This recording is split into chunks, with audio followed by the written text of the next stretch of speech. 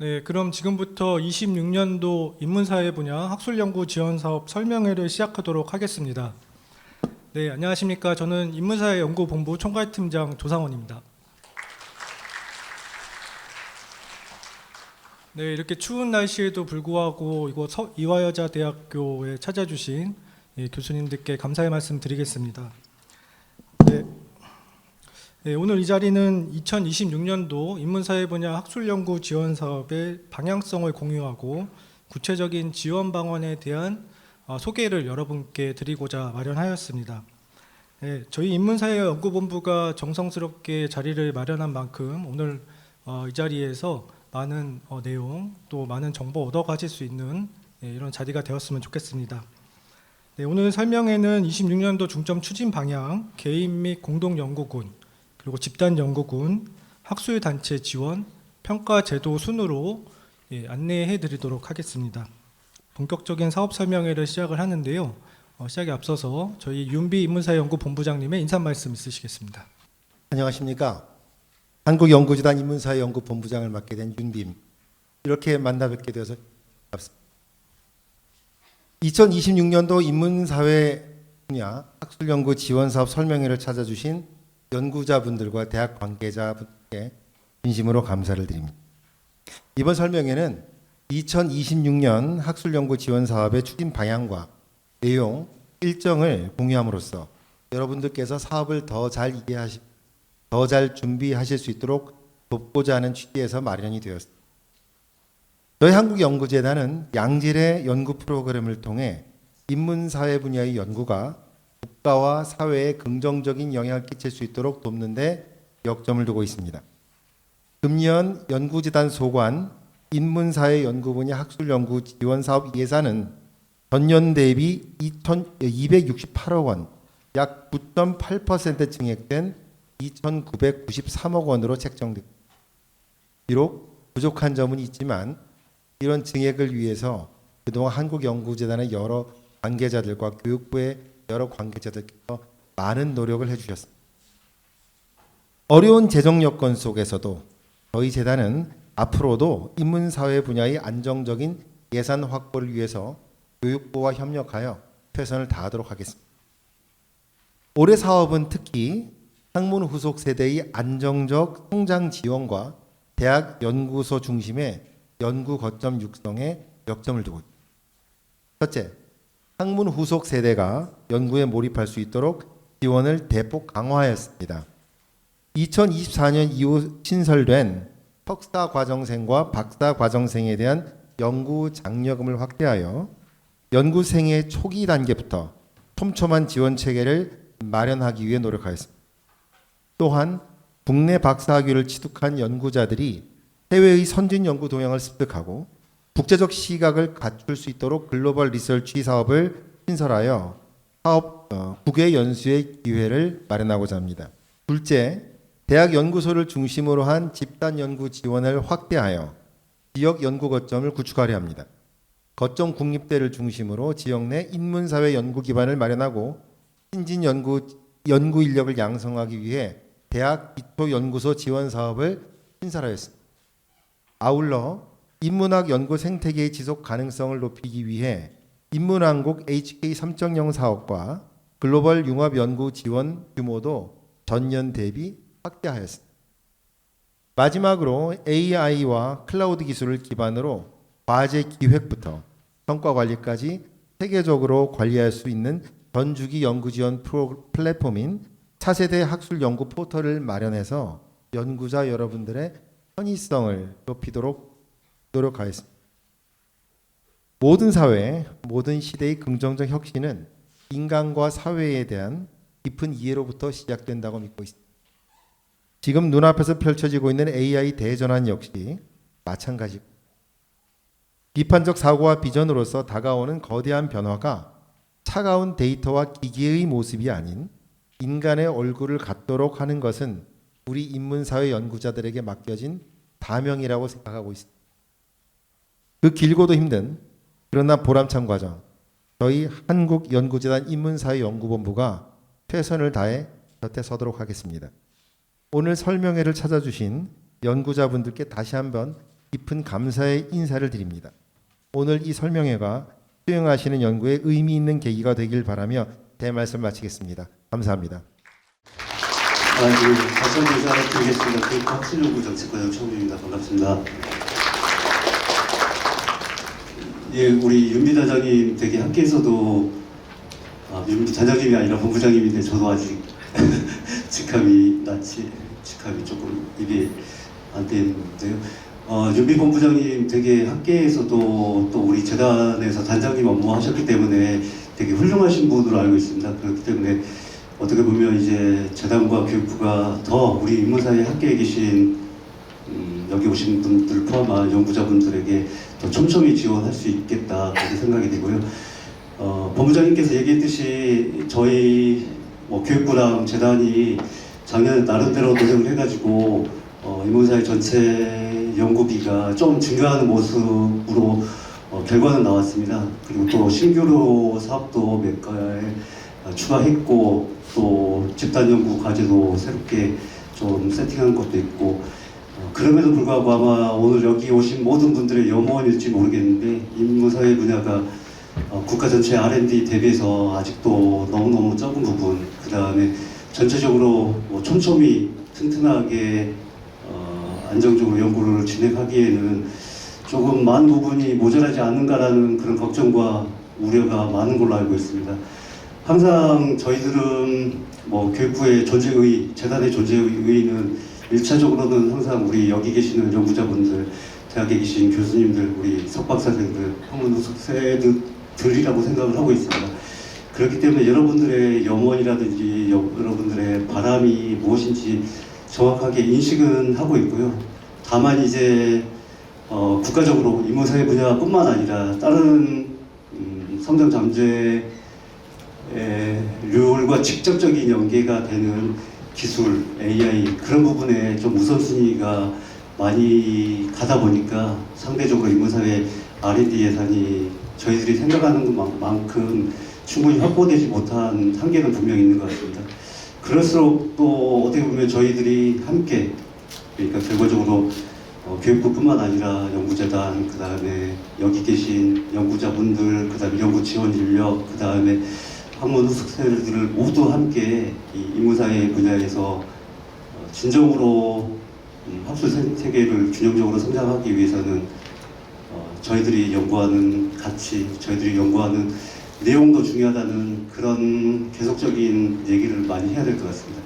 그래야지만, 그렇게 한 목소리를 내야지만 저희들이 올해보다 내년에 더 많은 예산을 가지고서 내년에 좀 더 밝은 수혜율이 더 높아질 수 있는 그런 환경에서 설명회를 할 수 있을 거라고 감히 생각하고요.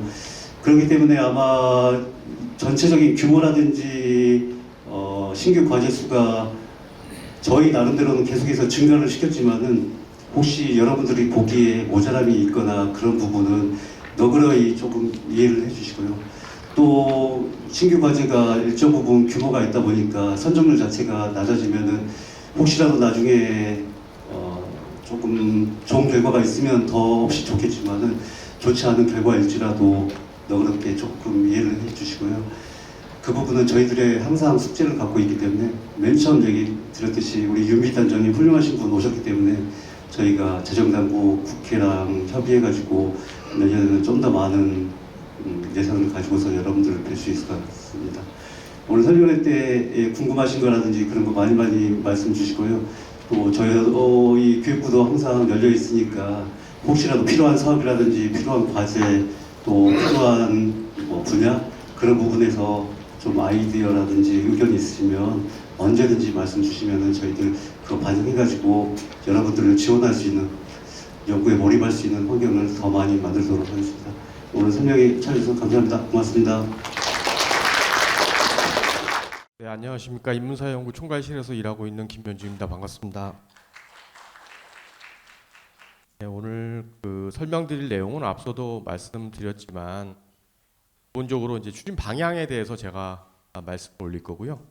그다음에 개인 및 공동 연구 사업에 대해서 상세하게 좀 안내를 드리고 집단 연구 사업에 대해서 연구소 기반의 집단 연구 사업들에 대한 설명을 드릴 예정입니다. 그리고 마지막으로 저희 학회에 대한 학술지 발행이나 학술대회 개최 지원이 있죠. 그 내용에 대한 그 설명을 드릴 것이고 이제 그게 끝으로는 많은 분들이 이제 성적평가 과정에 대해서 궁금해하시는데 어떻게 운영이 되고 있는지 이런 내용들에 대해서 저희가 설명을 드릴 계획으로 되어 있습니다. 그 1년에 저희 설명이 끝나고 나면 그 설명을 통해서 연구자분들께서 또는 연구 관리자분들께서 관심 있는 사업이나 어떤 그 내용의 이제 주제들 별로 궁금하신 사항들은 아마 7층에 저희가 별도로 저희 그 직원 선생님들께서 자리를 해서 1대1로 상담을 해드릴 수 있는 시간을 각 마련하고 있습니다. 그래서 그때 올라가셔서 그런 내용들은 안내 받으시면 되겠습니다. 오늘 모든 설명회가 그렇듯이 오늘 설명회에서 뭔가 유레카를 외칠 만한 아무도 모를 만한 나만의 정보를 얻기는 어렵습니다. 모든 설명회가 그렇고요. 다만 전체적으로 연구재단에 있는 사업들이 어떻게 편성돼 있고 꼭 이런 것들은 알아야겠구나 라는 점, 그리고 그중에 나한테 맞는 사업이 무엇인데 그 속에 있는 조금 궁금한 점들을 어떤 요강에 써 있는 것들을 모든 정보는 신청 요강이나 다 제공은 됩니다. 그렇지만 이제 그 행간의 의미를 좀 파악하기 위해서 사전에 그 기회들을 마련하시는 것이 가장 실용적인 도움이 아닐까라고 생각을 합니다. 네, 그래서 먼저 첫 번째로는요, 인문사회연구본부부터 간단하게만 말씀드리겠습니다. 저희 화면 화질이 그렇게 좋지는 않은 것 같습니다. 네, 자료집에도 있으니까요. 저희 전체 이제 연구재단에 8개 이 본부가 편성돼 있고 인문사회연구본부가 별도로 편성돼 있다라고만 말씀드리고 넘어가겠습니다. 인문사회연구본부에 대한 소개인데요. 화면에 보시는 또는 자료에서 보시는 좌측부터 학문단이 편성돼 있고 인문사회연구 총괄실과 지원실로 나뉘어 있습니다. 학문단 같은 경우에는 이제 책임자가 단장님 그리고 프로그램 오피서라고 하는 PO님들이 계시고요. 보시다시피 인문학단, 사회과학단, 융복합단으로 나뉘어 있고 각각의 학문 분야가 편제되어 있습니다. 기본적으로는 그 해당 학문 소관하는 학문 분야에 대한 뭐 동향을 파악한다던가 분석하는 작업들은 내부적으로 하고요. 아마 연구자분들은 평가의 과정, 이쪽에서 모든 평가를 주관하기 때문에 그 평가의 과정들에 대해서 접점으로서 접하게 되시는 경우가 많은 것 같고요. 우측에 보시면 인문사연구 총괄실이 있는데 저희가 이 사업을 할 적에 교육부하고 협의를 해서 종합계획과 추진계획을 편성을 합니다. 그래서 그것으로부터 이제 각 사업별 세부 시행계획들이 나오게 되고 그거에 따른 공고를 진행을 하게 되는데 이제 그런 전반적인 상위 기획을 한다라고 보시면 될 것 같고요. 우측 하단에 있는 인문사연구지원실이 사실은 연구자분들이 제일 자주 찾는 저희 중요한 부서죠. 그래서 그 두 개로 이제 그 지원 형태에 따라서 일반적인 개인 및 공동 연구의 연구자 지원하는 쪽을 연구자 지원팀이라고 하고 있고요. 그다음에 연구 집단 연구에 대한 지원을 하는 연구소 지원팀으로 구성이 되어 있습니다. 여기서는 사업 공고 준비부터 시작해서 접수를 받고 이제 평가 이전 단계까지 다 요건까지 다 마친 다음에 좌측에 보시는 학문단으로 이제 평가를 의뢰하고 학문단에서 평가가 나오면 받아서 선정 작업을 하고 이제 연구자분들께 안내를 드리고 또 연구비 지원하고 이런 이후에 사후 관리 일들을 하고 있습니다. 그래서 제가 이 본부에 이렇게 구성되어 있다라고 설명드리는 이유는 뭔가 궁금하신 사항이 딱 발생했을 적에 막상 전화를 어디다 해야 될까 그럴 수 있습니다. 근데 저희 조직에 재단에서 지금 운영하는 사업들이 몇백 개 정도가 되거든요. 그래서 전화를 대표번호로 하셔가지고 하면 전화를 한참 돌다가 갈 때가 있습니다. 그래서 딱 여기에 컨택 포인트를 좀 아시라는 의미에서 제가 설명을 드린 거고요. 그러면 전체적인 사업 개요부터 설명드리도록 하겠습니다. 추진 목표와 내용은 자료로 가름하도록 하겠습니다. 주요 사업 현황은 제가 몇 번 반복을 했지만 먼저 개인 연구와 집단 연구, 기반 구축으로 구성이 되어 있고 개인 연구 같은 경우에는 저희가 연구자의 어떤 그 연구력이나 이런 성장 단계를 고려를 해서 학문 후속 세대부터 우수학자까지 이어지는 사업들을 편성을 해두었고 그외에 이제 공동 연구 그리고 인문사회 분야에서 아주 중요한 그 저술 및 번역 활동에 대한 지원을 이제 개인 연구 이쪽에서 담당을 하고 있습니다. 요거는 앞서 제가 말씀드렸던 연구자 지원팀에서 사업들을 하고 있습니다. 다음은 집단 연구 같은 경우에는 글로벌 융합 연구부터 여러분 잘 알고 계시는 인문한국까지 이렇게 편성이 되어 있다라는 점. 그래서 본인이 이제 향후에 어떤 사업을 할 것인가라는 고민을 하실 때 요 전체적인 나름대로 재단에서 구성하고 있는 포트폴리오가 이렇게 되어 있는데 그중에 선택을 하신다라고 생각하시고 접근하시면 될 것 같습니다. 2025년 주요 성과는 저희 재단에서 이렇게 열심히 했습니다라는 내용이니까요. 자료로 봐주시면 감사하겠습니다. 2026년도에 이제 중점 방향, 아까 저희 본부장님도 그 모두에서 말씀을 주셨죠. 그래서 어느 부분에 이제 방점을 두고 있느냐라는 것을 했을 때 일단은 그 국정과제에 포함이 됐습니다. 그래서 새 정부가 출범을 하고 나서 국정과제를 설정을 했다라는 의미는 아무래도 인문사회 분야 지원에 대한 지원 강화에 대한 모멘텀을 마련했다라고 볼 수 있고요. 그래서 이제 그거를 중심으로 캐스케이딩해서 제가 2026년도 사업들도 펼치고 내년도 사업 예산도 확대하고 이렇게 진행을 하게 될 것 같습니다. 2026년 중점 추진 내용으로 그 내용에 의한 예산 지원 전략을 보시면 맨 아래 박스입니다.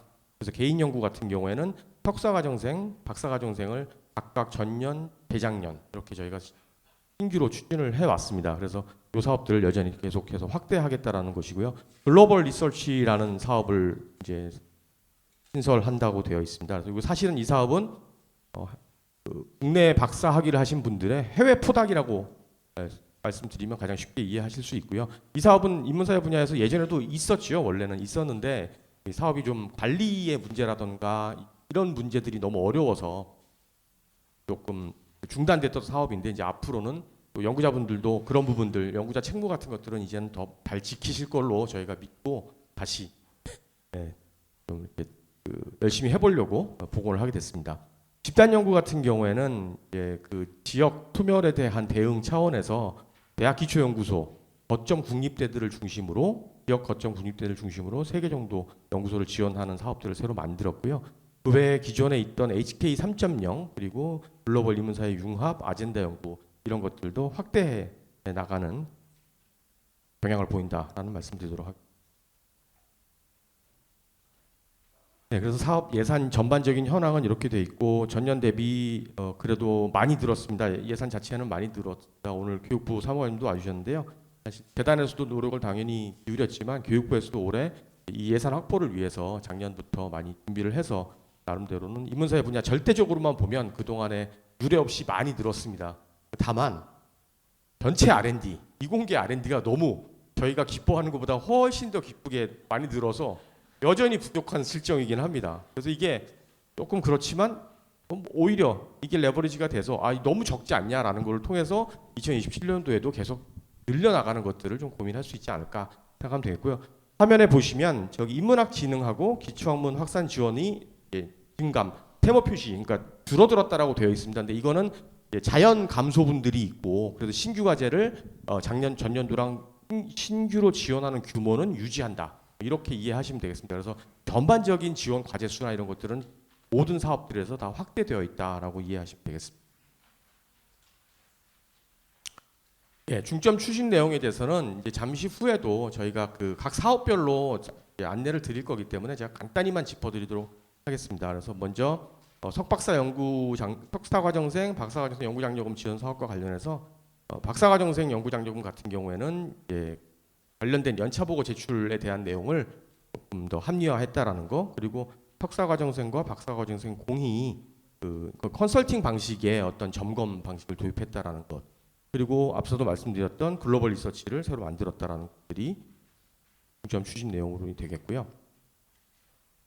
학술연구 교수 지원과 관련해서는 조금 더 많은 변화들이 있습니다. 그래서 먼저 저희가 비유형 같은 경우에 기존 1년 단위로 지원하는 사업이었고, 근데 이걸 저희가 2020년부터 운영을 하다 보니까 이 사업은 앞서 제가 전체적인 사업 포트폴리오를 말씀드릴 때도 보셨겠지만 석사과정생, 박사과정생 지나고서 박사 학위를 취득한 다음에 이 사업을 하시고 그다음에 이제 다음으로 이제 점점 A도 하시고 신진, 중견 이렇게 올라가기를 기대하고 저희들이 사업을 구성했음에도 불구하고 이 사업에 머무르게 되거나 이런 부분들이 좀 있어서 그럼 새로 들어오는 분들이 어떻게 보면 또 다른 의미의 진입 장벽이 생긴다라는 고민이 있었습니다. 그런 연구 현장에 불만도 많이 있었고요. 그래서 그러면 갑자기 이걸 둘 다 바꿀 수는 없으니까 좀 연착륙의 개념에서 처음 이 사업을 신청하시는 분들을 위한 트랙을 별도로 만들고 기존에 하시던 분들이 다시 한번 하실 경우에는 또 그대로 하고 그렇게 좀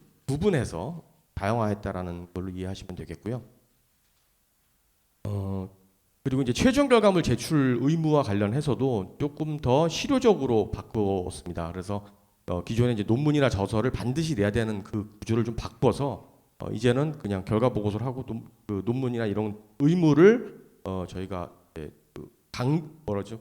강제라는 표현 좀 그런데 의무로 하지 아니하고 자율적으로 하시도록 하되 다음 스텝에서 그러니까 이번에 하셔서 논문을 안 내신다 할지라도 다음에 다른 사업을 신청하실 때 과거를 들여다보는 어떻게 보면 연구자분들은 성실하게 하시던 분들은 논문에 얽매이지 않고 오히려 다음에 기회가 좋을 것이고 얼마 많지는 않지만 성실하지 않게 하셨을 경우에는 다음부터는 진입할 때 오히려 더 어려움이 생길 수 있다 이렇게 이해하시면 되겠습니다.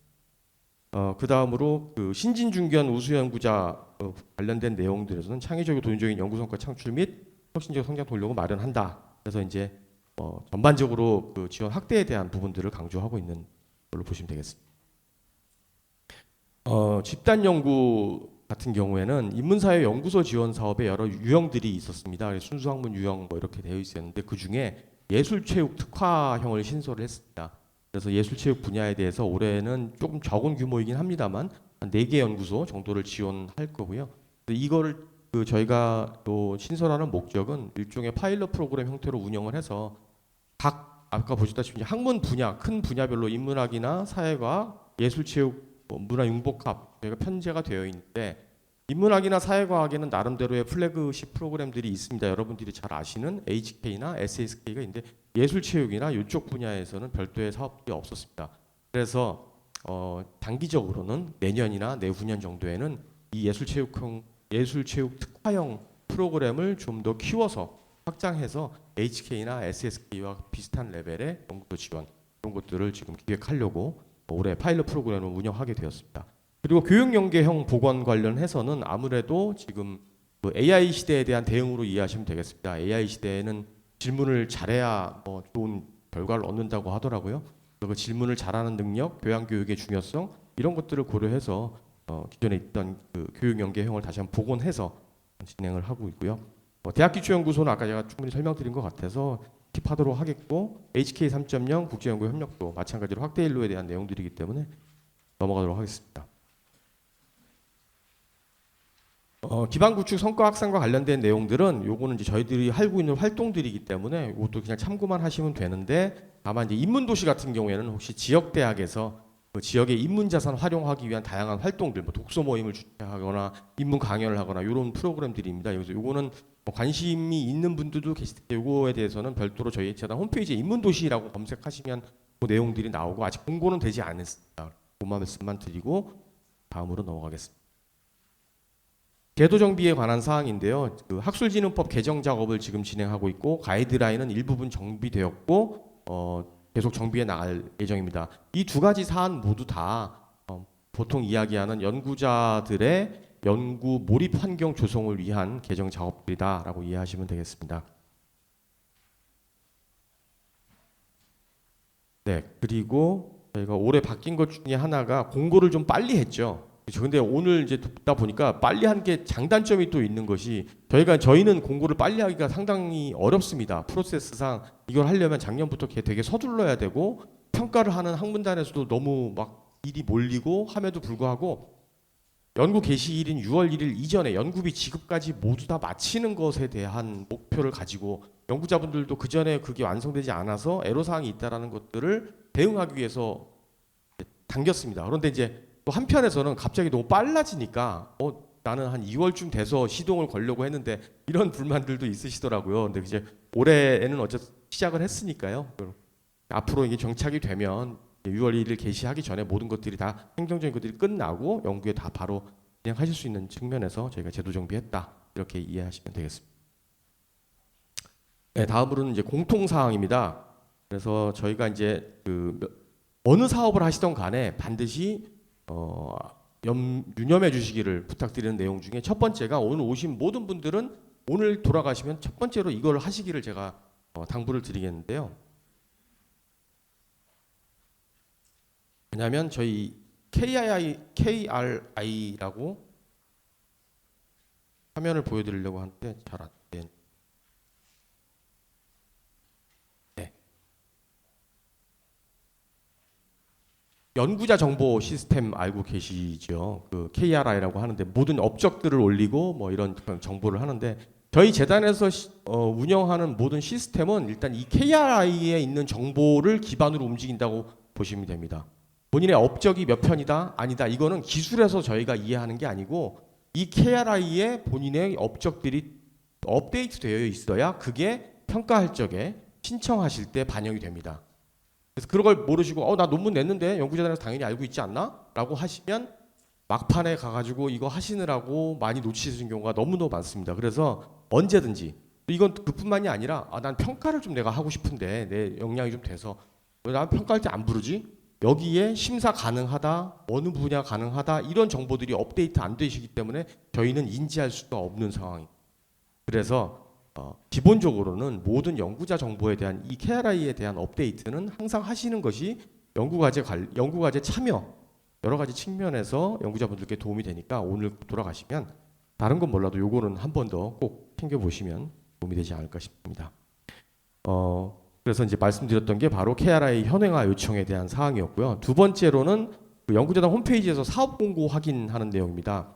아까 제가 대표 전화로 전화를 걸면 너무 어렵다 말씀드렸다시피 홈페이지도 저희가 아무리 접근 용이성을 높이려고 해도 사업 가지 수가 너무 많다 보니까 일목요연하게 원하는 걸 탁탁 찾기가 너무 어렵습니다. 그래서 지금 저희 그 고민 끝에 저희 홈페이지 연구재단 우측 하단에 있는 그림을 보시면 홈페이지에다가 별도의 배너를 만들어 두었습니다. 그래서 저 빨간색 배너에 들어가 보시면 인문사회 분야 현재 공고 나 있는 것들, 공고 날 것들에 대한 정보들이 목록이 쭉 나오고 거기서 사업명만 찾아서 들어가실 수 있도록 그렇게 해서 그거 보시면 되겠고요. 어제도 그저께 저희가 한번 더 설명을 했었는데 조 배너를 넘겨 보시다 보면 또 참고하실 만한 것이 AI 활용에 대한 권고 사항이 있습니다. 아시다시피 그 생성형 AI 활용과 관련해서 연구 현장에서도 많이 활용도 하시는데 이 이제 관련된 저작권이나 이런 것들에 대해서 아직은 좀 회색 지대들이 많이 있죠. 그래서 일단 기본적으로는 그래도 연구자분들께 이렇게 레퍼런스를 다시면 될 것 같습니다라고 저희가 권고드리는 내용이 있습니다. 그래서 그 내용들을 보시면 AI 활용하실 적에도 요런 내용들 챗GPT나 뭐 제미나이에서 얻은 자료들은 이렇게 내가 표현하면 되겠구나라는 그 방향을 아시게 될 것 같습니다. 신청 마감 시간 준수에 대한 내용들 당연히 저희 신청이 마감되면 연구자분한테 전화하셔서 눈물을 흘리셔도 저희가 해드리고 싶어도 못 해드립니다. 왜냐하면 이거 시스템으로 다 걸러지는 사안이라서 아무리 저희한테 연락을 하셔도 해결이 안 되니까요. 반드시 마감 시간 준수하셔야 되고 마감 시간을 준수하는 간단한 방법은 빨리 하시는 겁니다. 오늘부터 KRI는 미리 다 해놓으시고 KRI 업데이트 안 해놓다가 그날 하시다가 그날 딜레이 되거나 또는 요즘에는 안 그러시는데 조교분들한테 시켰다가 딜레이 되거나 오늘 KRI 업데이트 하시고 사업 하실 거 빨리빨리 하시고 그렇게 하시면 절대 딜레이 될 일 없으니까요. 그렇게 해서 마감 시간 준수하시면 될 것 같고요. 그 다음에 그 평가 요청 학문 분야 선택에 대한 내용이 있습니다. 그래서 신청서를 작성하실 때 심사 요청 학문 분야라는 것이 있습니다. 이건 뭐냐면 이것도 마찬가지로 KRI처럼 저희가 평가를 할 적에 과제 연구 계획서를 모두 다 세세하게 읽어보고 하는 것이 아니고 기본적인 출발서는 저기에 어느 학문 분야를 신청하셨는지를 보고 그 분야에 계신 저희 전문위원분들이 이 과제에 대해서 매칭을 하는 형태입니다. 그래서 이 과제가 그 연구자분들께서 심사를 받고 싶어하는 그 평가 분야는 스스로 정하시는 거라고 보시면 됩니다. 그러니까 여기에 이 내용들이 기반으로 해서 평가를 하시는 분들 레프리하고 매칭이 된다. 이렇게 생각을 하시면 되고요. 그래서 그 평가 요청 분야의 의미가 그런 것이다라는 것도 이해하시면 되겠습니다. 네, 전반적인 제가 설명은 다 마친 것 같고요. 추진 일정에 대한 것들을 잠시 후에 또 사업별로 설명드릴 테니까 그 정도로 하도록 하겠습니다. 네, 경청해 주셔서 감사합니다. 네, 안녕하십니까. 한국연구재단 인문사회 연구자 지원 팀장 맡고 있는 장민사입니다. 먼저 오늘 날씨가 굉장히 추웠는데요. 그럼에도 불구하고 이렇게 자리해 주셔서 정말 감사합니다. 네, 그러면 두 번째 순서로 사업에 대해서 설명드리겠습니다. 이번 내용은 연구자 지원 사업, 개인 및 공동 연구의 주요 내용에 대해서 말씀드리겠습니다. 네, 오늘 설명은 사업 개요와 사업별 세부 내용 그리고 추진 일정 순으로 말씀드리겠습니다. 먼저 2026년 사업 예산 및 지원 규모입니다. 개인 공동 연구 사업은 총 10개의 세부 사업으로 구성이 되어 있습니다. 올해 전체 예산은 1,665억 원으로 작년보다 54억 원 증액되었습니다. 총 과제 수는 6,891과제 내외로 신규 과제 3,010과제 내외, 그다음에 계속 과제 3,881과제 이내입니다. 다시 한번 말씀을 드리겠습니다. 네. 아까 전체 예산 말씀드렸고 이제 총 과제 수는 6,891과제, 그리고 올해 신규 과제는 3,010과제 내외입니다. 참고로 신규 과제 수는 저희가 계속 과제 수의 변동이 조금 있을 수 있습니다. 그 변동에 따라서 조금 달라질 수도 있고, 연구자분들이 이제 연구비 단가 내에서 신청하시는 연구비 총액 규모에 따라서도 조금 달라질 수 있습니다. 전체 사업은 왼쪽에 보시는 바와 같이 크게 세 가지 사업으로 구분되는데요. 학문 후속 세대 지원 사업, 일반 연구 지원 사업, 그리고 번역 저술 지원 사업 이렇게 구성이 되어 있습니다. 그동안 교육부와 재단에서는 인문사회 분야 학술 생태계 발전을 위해서 학문 후속 세대 지원 사업의 예산을 지속적으로 늘려왔습니다. 올해 역시 개인 공동 연구군 총 예산 1,665억 원 중에서 64% 수준인 1,073억 원을 학문 후속 세대를 위한 사업에 지원하고 있습니다. 저희 박사과정생 연구장려금은 그러한 정책 방향에 따라서 2023년도에 처음 신설되었고, 작년에는 석사과정생 사업이 신설되었습니다. 그리고 올해는 글로벌 리서치 사업이 신설이 되었는데요. 이 사업은 박사학위 취득 후 5년 이내인 젊은 연구자를 위한 사업으로 설계되었습니다. 이 사업은 이제 박사학위를 막 취득하신 젊은 연구자분들께서는 아무래도 해외에 나가서 해외의 연구진들과 교류하면서 글로벌 연구 역량을 강화할 수 있는 그런 기회를 많이 필요로 하시는데요. 그런 수요에 따라서 신설이 되었다고 보시면 될 것 같습니다. 다음은 학술연구교수 사업입니다. 우선 A 유형 같은 경우는 예산이 조금 줄어든 모습을 보실 수 있는데요. 이거는 이제 저희가 올해 회계년도 일치 때문에 신규 예산이 조금 줄어 있고, 다만 이제 계속 과제 수 증가로 총 과제 수는 작년보다 200과제 정도 증가되었습니다. 그리고 작년 예산 현황에 나와 있었던 A 유형의 성과확산센터는 올해 8월에 종료가 됩니다.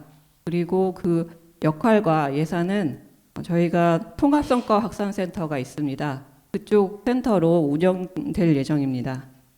그리고 B 유형의 경우에는 예산과 지원 과제 수가 모두 동일합니다. 다음으로 신진, 중견, 우수학자 그리고 공동연구가 포함되어 있는 일반 연구 지원 사업은 올해 551억 원으로 전년 대비 28억 원이 증가되었고, 총 지원 과제 수도 소폭 확대되었습니다. 그리고 번역 저술 사업도 예산과 과제 수가 조금 증가되었습니다. 다음은 각 사업 요약입니다. 이 요약표는 신청하실 사업을 선택하실 때 지원 단가나 연구비 등을 같이 비교하실 수 있도록 제공하고 있습니다. 간략하게 말씀을 드리면 학문 후속 세대 사업하고 개인 연구 사업은 연구 경력 단계별로 구성이 되어 있습니다. 먼저 학문 후속 세대 지원 사업은 석사과정생, 박사과정생, 그리고 글로벌 리서치는 박사 취득 후 5년 이내인 만 39세 이하 연구자이시고요. 그다음에 학술연구 교수는 석사급, 박사급 비전임 교원을 지원하고 있습니다. 다음으로 개인 연구의 신진 연구는 조교수 임용 5년 이내, 중견은 5년 초과, 우수학자는 10년 이상입니다.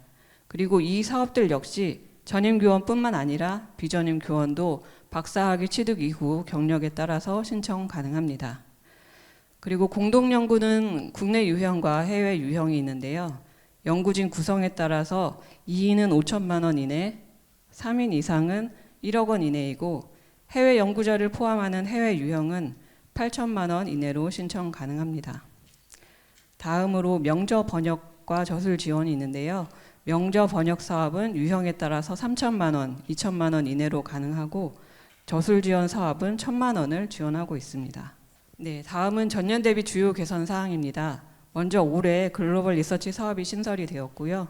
다음으로 연구 활동 계획서 분량이 간소화되었습니다. 이 부분은 계획서 작성에 대한 연구자 부담을 완화하기 위한 조치이고요. 석사, 박사, 학술연구 교수 A 유형, 그 다음에 신진 연구에 대해서 3에서 5페이지 정도 분량을 줄였습니다. 연구계획서 쓰실 때 해당 페이지 수를 초과하지 않도록 각별히 조금 부탁드립니다. 저희가 평가의 공정성을 위해서 평가 연구계획서 분량이 초과된 경우에는 불이익이 있을 수 있습니다. 그래서 그 부분 꼭 유의하셔야 될 것 같습니다. 다음은 박사학위 자격 요건 관련 사항입니다. 기존의 학술연구 교수하고 신진연구의 경우에는 과제 신청 접수 완료일 기준 박사학위 소지자여야 했는데 올해는 연구 개시일 전까지 박사학위 취득 예정인 경우에는 학위 수여 예정 증명서를 제출하시면 과제를 신청할 수 있도록 변경했습니다. 네, 다음은 박사과정생 사업의 연차보고서 제출 기한을 조정을 했습니다. 기존에는 이 사업 연구 개시일이 9월이었는데요. 9월에 연구 개시하고 4개월 뒤인 12월 말까지 연차보고서를 제출해야 했습니다. 저희가 이렇게 해야만 했던 이유는 회계년도 일치를 위해서 2차년도 연구 개시일이 3월이다 보니까 부득이하게 보고서 제출 시점이 빨라졌었습니다. 다만 올해는 연구자분들의 연구 초기 행정 부담 완화를 위해서 보고서 제출 시기를 2차년도 종료 2개월 전인 27년 12월 말로 조정했습니다. 네, 다음으로 이제 인문사회 학술연구교수 비유형에 대해서 말씀드리겠습니다. 저희가 비유형의 경우에는 개선 사항이 두 가지가 있습니다. 첫 번째는 신청 트랙 구분이 생겼습니다. 우측에 보시면 성장 연구 트랙과 일반 트랙으로 구분이 되어 있고요. 성장 연구 트랙은 비유형 사업을 수행한 적 없는 연구자를 대상으로 도전적 연구 기회 부여를 위해서 별도로 신설이 되었습니다. 그리고 기존에 비유형을 수행한 적 있으시면 일반 트랙으로 신청하시면 되겠습니다. 그리고 이제 기존에 작년에 양식으로 미리 작성을 하시는 분들도 계신데요. 저희가 트랙이 분리됨에 따라서 양식이 변경되었습니다. 그래서 올해 공지된 양식으로 작성을 하셔야 된다는 점도 유의해 주시기 바랍니다. 다음은 이제 결과물 제출 의무 관련입니다. 기존에는 다른 사업과 동일하게 연구 종료 후 2년 이내에 논문이나 저역서를 제출하셔야 했는데요. 26년 선정 과제부터 결과물 의무가 없어집니다. 대신 그 연구 결과로 산출된 논문 등의 성과를 비유형 재신청 시에 연구계획서에 기재하시고 선정평가에서 이를 반영한다는 점 유의하시면 되겠습니다. 다음은 신진연구 관련 사항입니다. 신진연구에는 학문 후속 양성 유형이 있는데요. 기존에는 학술연구 교수 비유형 종료 연구자만 신청 가능했는데 올해는 A유형과 B유형 모두 신청이 가능합니다. 해당되시는 분들 참고하시면 되겠습니다. 다음으로 중견연구 국제학술지 편수 개선입니다. 중견연구자께서는 이제 보통 축적된 연구력으로 국제학술지에 논문을 많이 게재를 하시는데요. 국제저널에 게재하기까지 시간도 많이 걸리고 저희가 장기 소액처럼 10년 과제인 경우에는 논문으로만 성과를 내신다면 이제 10건의 논문을 제출해야 된다는 부담이 있습니다. 그래서 올해부터는 국제전문학술지 논문은 논문 한 건당 2편으로 환산 인정해서 부담을 최소화하고자 개선을 했고요. 이 부분은 올해는 이제 중견연구에 처음 시범으로 도입하는데 추후에는 다른 사업에도 반영할 예정입니다. 다음으로 명저 번역 지원 사업입니다. 이 사업은 연구비를 신청할 때 원고지 한 매당 10,000원을 기준으로 하고 원고 분량이나 난이도에 따라서 자율적으로 연구비를 신청했었습니다. 그런데 이제 연구비 단가가 없다 보니까 어느 연구자께서는 너무 낮게 신청하시기도 하고 어떤 연구자께서는 이제 굉장히 높게 신청하시기도 하고 이게 조금 중간이 없어서 어려워하시는 경우가 있습니다. 그래서 저희가 이제 연구 기간이 2에서 3년 이내라는 점, 그리고 많은 연구자분들이 신청하시는 그 연구비 평균을 고려해서 적정한 가이드를 드리고자 상한액을 정했습니다. 그래서 올해부터는 지정 도서형은 3,000만 원 이내, 자유주제형은 2,000만 원 이내로 신청하시면 되겠습니다. 네, 이제 사업 세부 내용에 대해서 말씀드리겠습니다. 먼저 학문 후 숙세대로 첫 발을 딛는 석사 과정생 사업입니다. 네, 교육부와 재단에서는 인문사회 분야 학술 연구 발전을 견인할 신진 연구자 양성을 위해서 대학원생 지원을 확대하고자 노력하고 있습니다. 그 결과로 석사과정생 신규 과제 수가 작년에 100과제였는데 올해는 200과제로 2배 확대되었습니다. 물론 아직은 200과제라는 숫자가 턱없이 부족하기 때문에 앞으로 더 예산을 확보할 수 있도록 노력하겠습니다. 이 사업의 지원 대상은 인문사회 계열의 석사 및 석박사 통합 과정생이고 1년 동안 1,200만 원의 연구비를 지원합니다. 그리고 지방대학 활성화를 위해서 신규 선정과제의 40% 내외를 지방 소재 학생에게 지원하고 있습니다. 네, 박사과정생도 석사과정생과 동일한 취지로 신규 과제수를 대폭 확대해서 작년에 1.8배 수준인 429과제 내외를 지원하려고 합니다. 지원 대상은 박사과정생뿐만 아니라 저희가 박사과정 수료 후 4년 이내인 연구자도 포함해서 지원을 하고 있고요. 2년 동안 2천만 원씩 4천만 원을 지원하고 석사과정생과 마찬가지로 신규 과제의 40% 내외를 지방에 할당하고 있습니다. 네, 세 번째는 올해 신설된 글로벌 리서치 사업입니다. 이 사업은 국내 대학에서 박사학위를 취득한 젊은 연구자의 국외 연수를 지원하기 위해 신설되었습니다. 지원 대상은 박사학위 취득 5년 이내인 만 39세 이하 연구자입니다. 연구 기간은 1년이고 과제당 5천만 원씩 총 20과제를 선정할 예정입니다. 연구 개시일은 석사, 박사 과정생 사업하고 글로벌 리서치까지는 9월 1일 개시입니다. 그리고 동일하게 과제 접수를 3월 초에 접수받고 있습니다. 이 과제를 신청하실 때는 사전에 국내의 주관 기관을 미리 정하셔야 되고 해외의 연수 기관도 미리 확정을 하셔야 됩니다. 그래서 해외 지도 교수님의 확인서를 받아서 과제 신청 시에 함께 제출을 해 주셔야 된다는 점 유의해 주시기 바랍니다. 그리고 또 연구 개시일에 맞춰서 바로 연구를 시작하실 수 있도록 9월 1일 전에 출국해야 된다는 점도 같이 참고하시면 되겠습니다. 이 사업의 선정평가 방식은 저희가 이제 전공평가 시에 1차로 서면평가를 진행을 하고요. 2차는 발표평가가 있습니다. 그래서 서면평가에서 2배수 내외를 선정하고 그분들을 대상으로 발표평가를 진행합니다. 발표평가 대상은 신청하신 학문 분야에 따라서 인문학단, 사회과학단, 문화융복학단에서 별도로 연락을 드리게 될 것입니다. 그래서 미리 이 부분도 같이 참고하시면 되겠습니다. 네, 다음은 이제 저희가 학문호석 세대의 마지막 세부 사업인 학술연구교수 A, B 유형입니다. 먼저 A 유형은 아까 잠깐 말씀드린 것처럼 올해 회계년도 일치로 인해서 2차 년도가 3월에 개시되고요. 1차 년도 연구 기간은 9개월이 되겠습니다. 그래서 연구비도 75%가 지급이 되고 나머지 15%는 마지막 연차에 지급이 됩니다. 그리고 A 유형은 신규 예산의 50%를 비수도권에 할당하고 있습니다.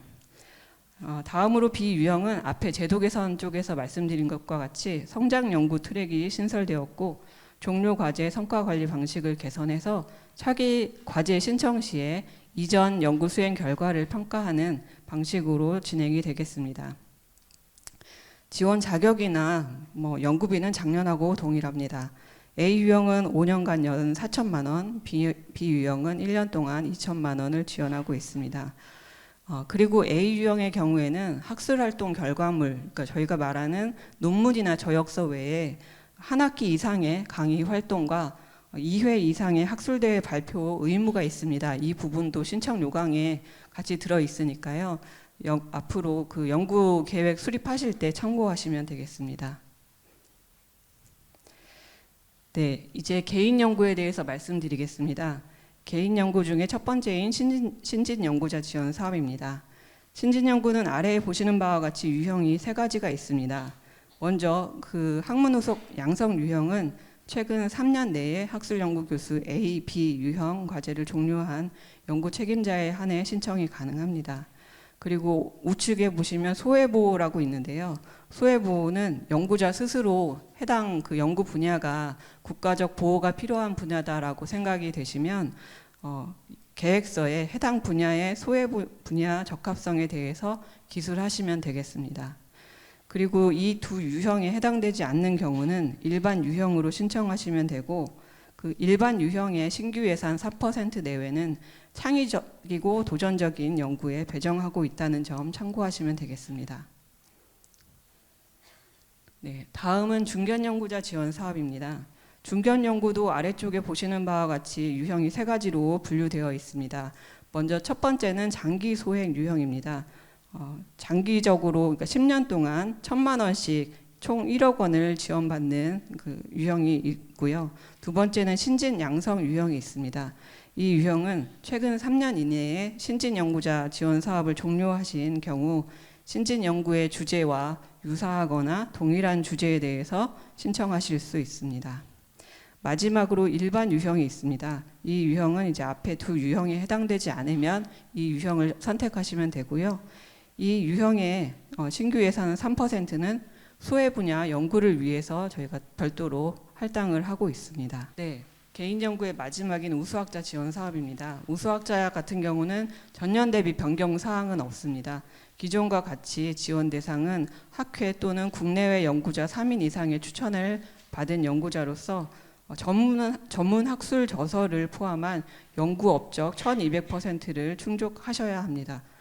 그 연구 업적에 대한 내용은 신청 요강에 자세히 안내가 되어 있어서 그 부분 좀 참고 부탁드리겠습니다. 그리고 올해는 총 10과제가 선정될 예정이고요. 선정된 과제는 5년간 연 5천만 원씩 2억 5천만 원을 지원받게 됩니다. 다음은 공동연구입니다. 이 사업도 작년하고 동일하게 유지가 되어 있고요. 국내 유형과 해외 유형으로 구분이 되어 있습니다. 국내는 연구진 구성에 따라서 5천에서 100만 1억 이내로 신청하실 수 있고요. 해외 유형 같은 경우는 8천만 원 이내로 신청 가능하십니다. 연구 책임자는 반드시 인문사회 분야 전공자이어야 하시고요. 해외 유형 연구 책임자는 국제 논문이나 단독 저서가 있어야 합니다. 신규 과제 수는 전년과 비슷한 규모인 52과제 내외인데요. 두 유형을 합쳐서 이제 52과제 내외를 선정하다 보니까 연구 어느 유형을 더 많이 신청하시는지 그리고 또 얼마를 신청하시는지에 따라서 선정 과제 수는 변동될 수 있습니다.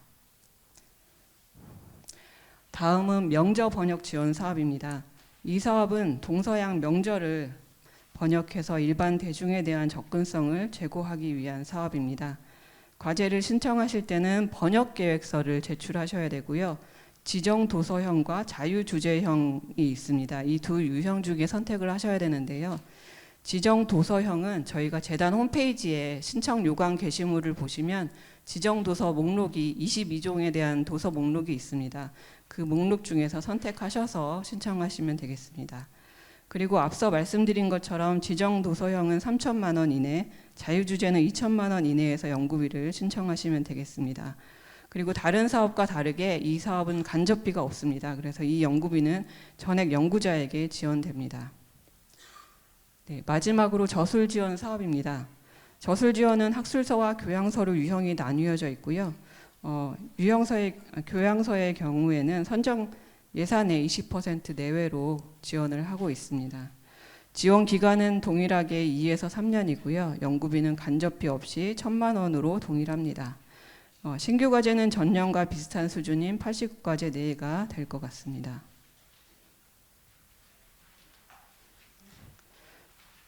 네, 마지막으로 사업 일정에 대해서 말씀드리겠습니다. 저희가 10개 사업에 대해서 총 3차에 걸쳐서 신청 접수를 받고 있습니다. 먼저 학술연구교수 A 유형과 신진 중견 우수학자는 다음 달 2월 9일 6시까지 연구 책임자가 신청을 하시고 주간 연구기관에서 11일까지 승인을 해주시면 과제 접수가 마무리됩니다. 그리고 2차 접수는 2월 11일 수요일까지 신청하실 수 있습니다. 그리고 마지막으로 저희가 9월에 개시하는 석사, 박사 글로벌 리서치 사업은 3월 11일까지 신청하시면 됩니다. 그리고 저희가 이제 다음 주부터 신청 접수가 시작이 되는데요. 요강은 많이 보셨을 텐데 요강하고 FAQ가 들어있고 그다음에 그러니까 이번 주에 저희가 연구자 신청 매뉴얼을 공지사항에 올려드렸습니다. 매뉴얼에 나와 있는 내용은 이제 ER&D 상에서 연구자분들이 직접 정보를 웹에 입력하시고 파일을 탑재하는 방법을 순서대로 안내하고 있는 자료이니까요. 이 자료도 꼭 한번 다운로드 받으셔서 참고하시면 되겠습니다. 마지막으로 전체적인 일정입니다. 앞서 말씀드린 것처럼 2월에 신청하는 사업들은 6월에 연구가 개시되고 3월에 접수된 과제는 9월에 연구가 개시됩니다. 그리고 과제가 접수된 이후부터는 신청하신 학문 분야에 따라서 학문단에서 선정 평가가 이루어질 예정입니다. 모든 평가가 종료되면 저희 부서에서 이제 홈페이지를 통해서 약 일주일간 예비 선정 과제의 목록을 공고하게 됩니다. 그러면 중복 표절 신고 절차를 거쳐서 최종 선정 과제가 확정이 되고 이를 다시 그에 따라서 이제 협약 절차가 진행이 되는데요. 만약에 이제 연구자께서 협약을 포기하시는 경우가 생기게 되면 이후에 추가 선정 절차가 이루어진다는 것도 미리 말씀드리겠습니다. 그리고 9월에 개시되는 과제는 저희가 평가 신청하고 접수는 빨리 하는데 평가는 9월에 이제 개시되다 보니까 왜 이렇게 먼저 접수하는지 좀 오해하실 수도 있는데요. 저희가 석박사 과정생 같은 경우는 학적 등록을 해야 되고 그리고 글로벌 리서치 사업은 이제 출국 준비를 사전에 하셔야 됩니다. 그래서 5월에 평가가 종료되면 6월에 저희가 예비 공고를 할 예정입니다. 여기까지 연구자 지원 사업의 설명을 드렸습니다. 저희 이번 자리에서는 그냥 전년 대비 변경 사항 그리고 특이 사항 위주로 조금 말씀드렸고요. 자세한 내용은 홈페이지에 신청 요강하고 FAQ를 저희가 자세히 안내하고 있습니다. 그래서 그 자료도 같이 확인을 해주시면 감사하겠습니다. 이상으로 설명을 마치겠습니다. 감사합니다. 네, 안녕하십니까. 인문사회연구소 지원팀장 이공재입니다. 2026년 집단 연구 지원 사업에 대해서 좀 말씀을 드리겠습니다. 대상 사업은 이제 인문사회연구소 지원 사업 등 이제 5개 사업이 되겠습니다. 집단 연구 지원 사업은 이제 좀 아직 공고는 이루어지지 않았고요. 인문사회대학 기초연구 지원 사업은 이제 2월 초에 좀 예정이 돼 있고, 인문사회연구소 지원 사업 등 다른 사업들은 좀 예년과 빠르게 좀 2월 말에 공고가 될 예정에 있습니다. 그래서 추후 공고되는 좀 신청 요강 등을 참조하셔가지고 이제 신청을 하시면 되겠고요. 일정이 좀 앞당겨졌다는 것을 좀 유념해 주시면 감사하겠습니다. 예, 올해 이제 집단 연구 지원 사업에 조금 앞서 언급이 돼 있었지만 조금 구조적인 좀 변화가 있습니다. 그래서 인문사회 연구소 지원 사업에 예술체육 분야의 좀 지원 강화를 위해서 예술체육 특화형을 좀 신설을 해가지고 이제 신규로 4개 과제를 좀 지원할 예정에 있고요. 그 다음에 또 교육 연계형에 대한 그런 신규 과제를 역시 또 4개 과제를 반영을 해서 지금 지원할 예정에 있습니다. 그리고 이제 인문사회대학 기초연구소 지원 사업을 좀 신설을 해서 거점 국립대학 대상으로 좀 지원을 할 예정에 있습니다.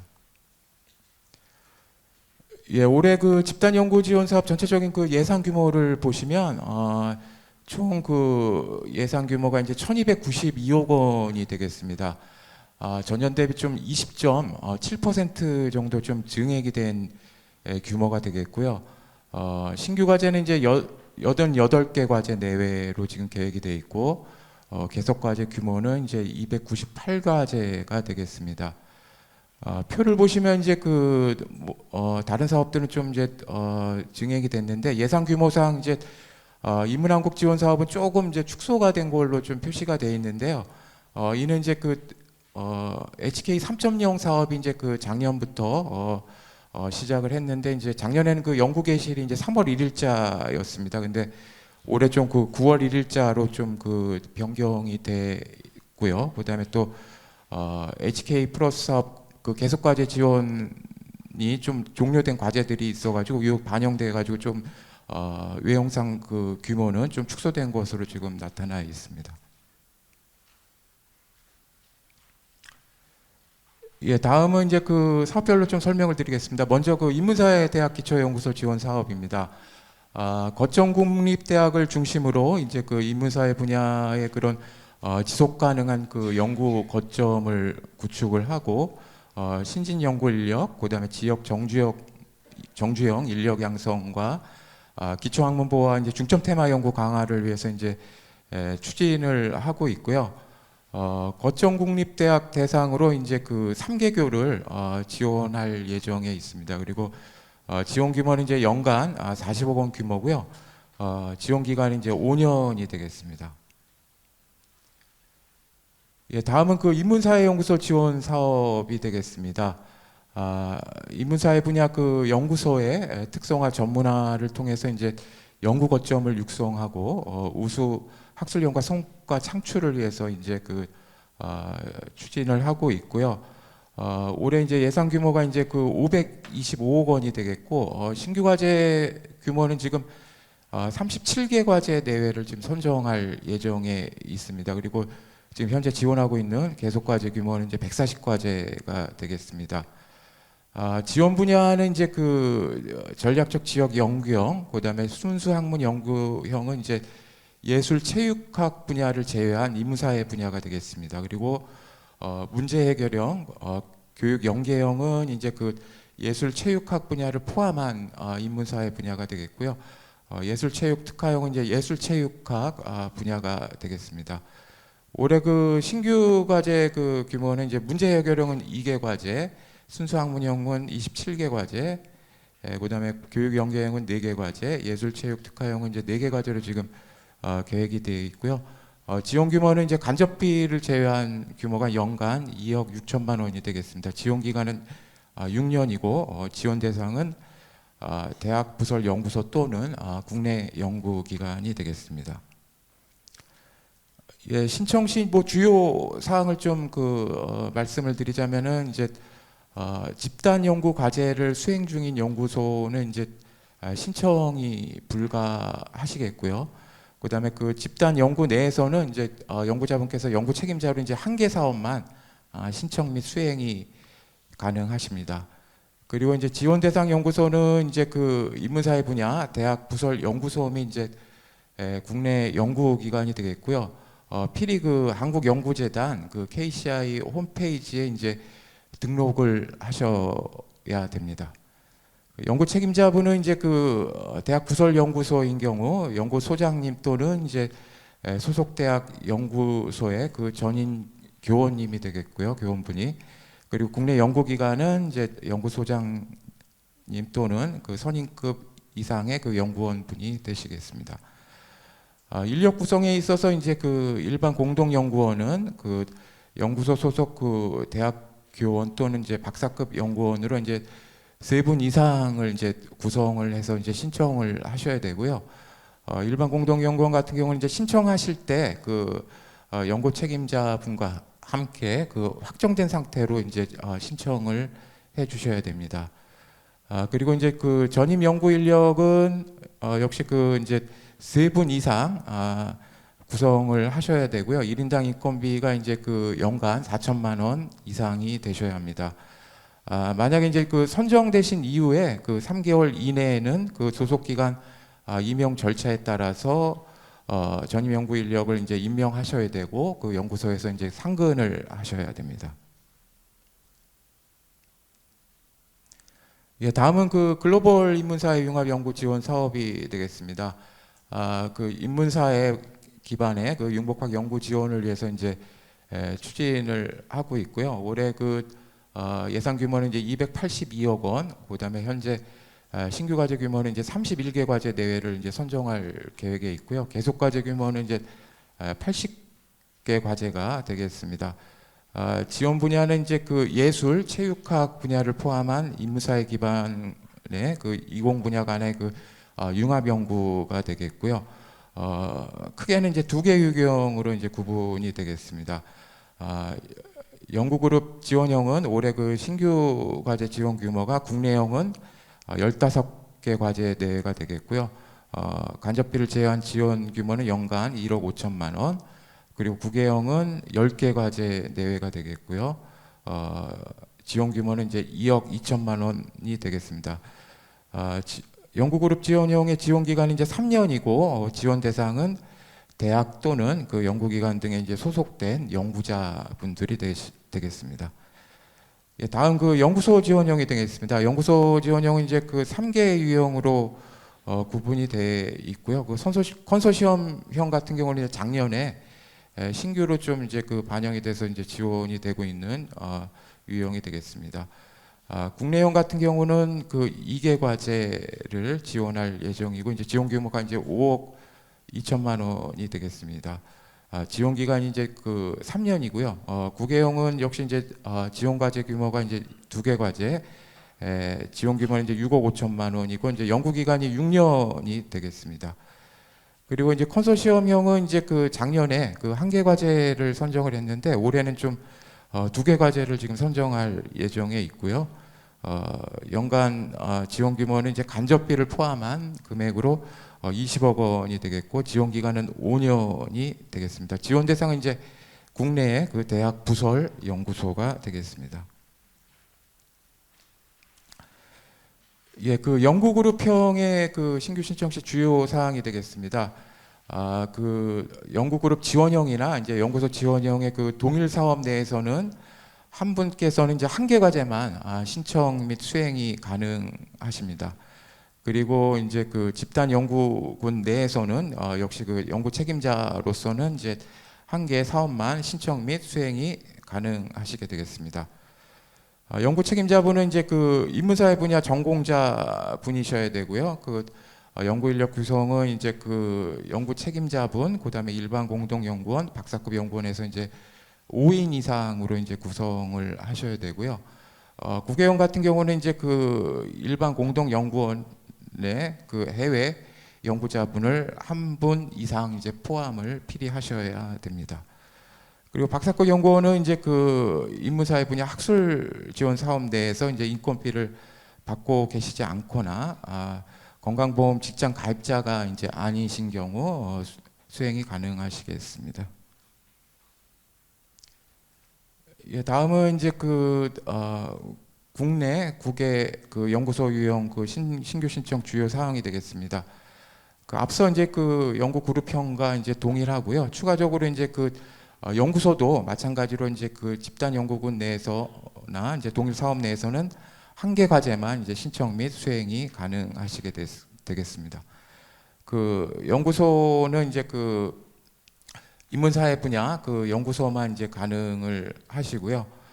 그리고 이제 그 연구 책임자분도 그 인문사회 분야의 그 전공자로서 이제 연구소장이셔야 됩니다. 대학의 경우는 이제 전임교원, 일반 그 연구기관 같은 경우는 이제 선임급 연구원 이상이셔야 합니다.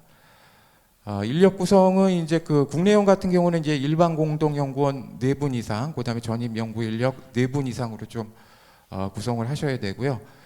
국외형은 이제 그 국내 일반 공동 연구원 5분 이상, 그다음에 전임 연구 인력 5분 이상 구성을 하셔야 되고 추가적으로 이제 그 해외 연구자분 2분 이상을 좀 추가로 이제 포함해서 이제 구성을 하셔야 됩니다.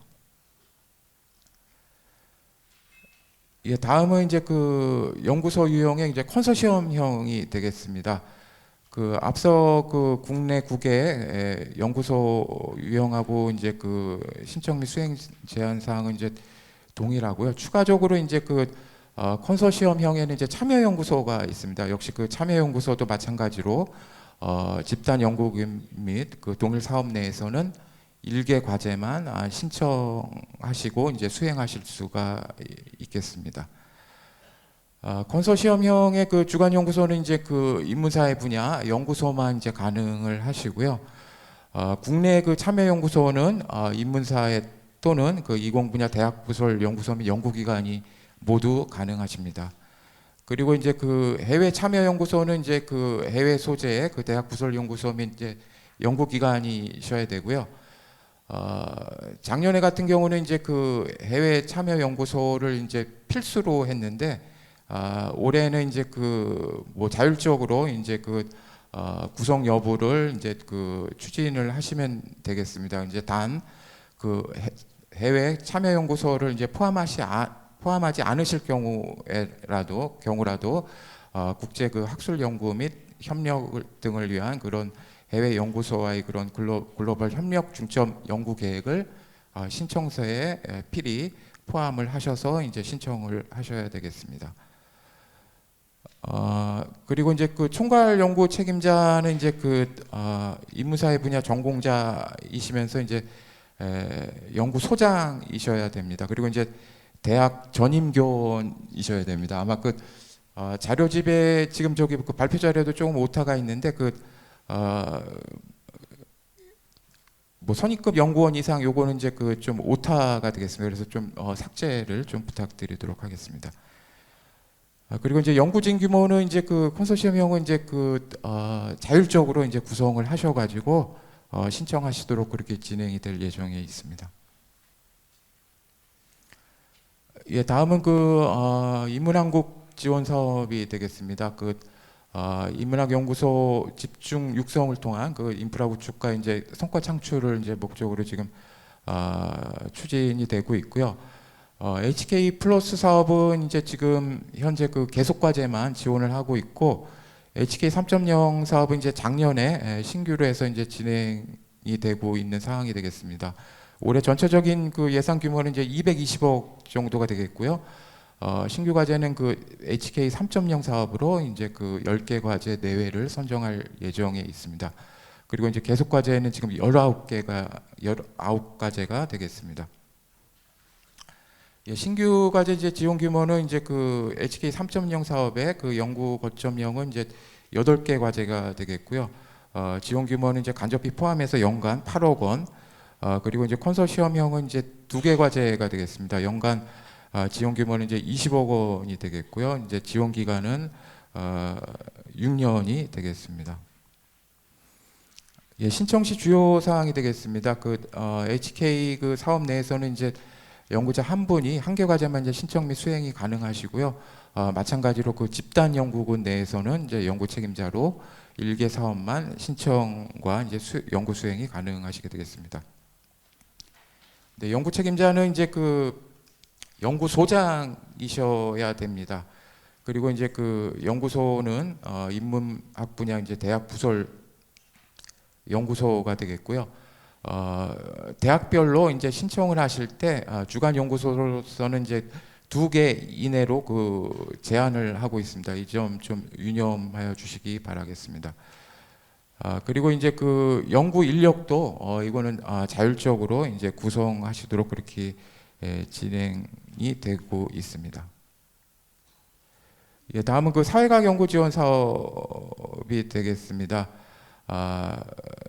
사회과학 분야 그 연구 지원을 통해서 지금 선도적 연구 성과 창출과 이제 글로벌 연구 역량 강화 등을 위해서 이제 추진이 되고 있고요. 지원 분야는 이제 그 사회과학 분야가 되겠습니다. 인문과 사회과학 융합 분야를 이제 포함을 하고 있고요. 우수 연구 집단 육성은 이제 계속 과제만 지금 지원을 하고 있습니다. 그리고 올해 그 신규 과제 지원 규모는 이제 글로벌 아젠다 연구형에 국내형은 이제 4개 과제, 국외형은 이제 3개 과제가 되겠고요.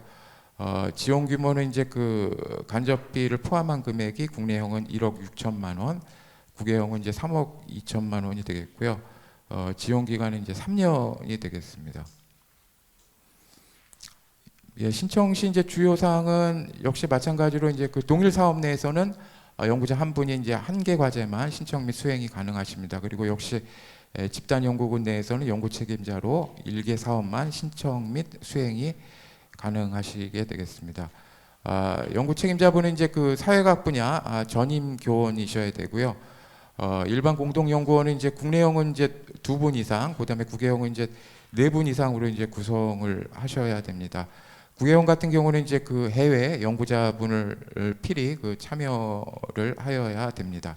그리고 전임 연구 인력은 이제 그 박사학위 소지 연구자분으로 이제 국내형은 1분 이상, 그다음에 국외형은 이제 2분 이상으로 구성을 해서 신청을 하셔야 됩니다.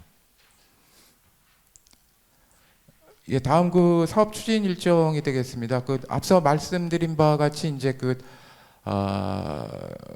대부분의 사업이 이제 그 2월 2월 말에 이제 공고가 돼서 이제 진행이 될 예정이고요. 예년보다 이제 빠르게 이제 그 사업 공고가 이루어지고 이제 그 선정 평가가 진행이 돼서 연구 개시는 이제 9월 1일자로 이제 그 연구 수행이 되겠습니다. 단 이제 그 인문사회연구소 지원 사업의 이제 문제 해결령은 지금 이제 4월 중에 이제 공고가 될 예정에 있습니다.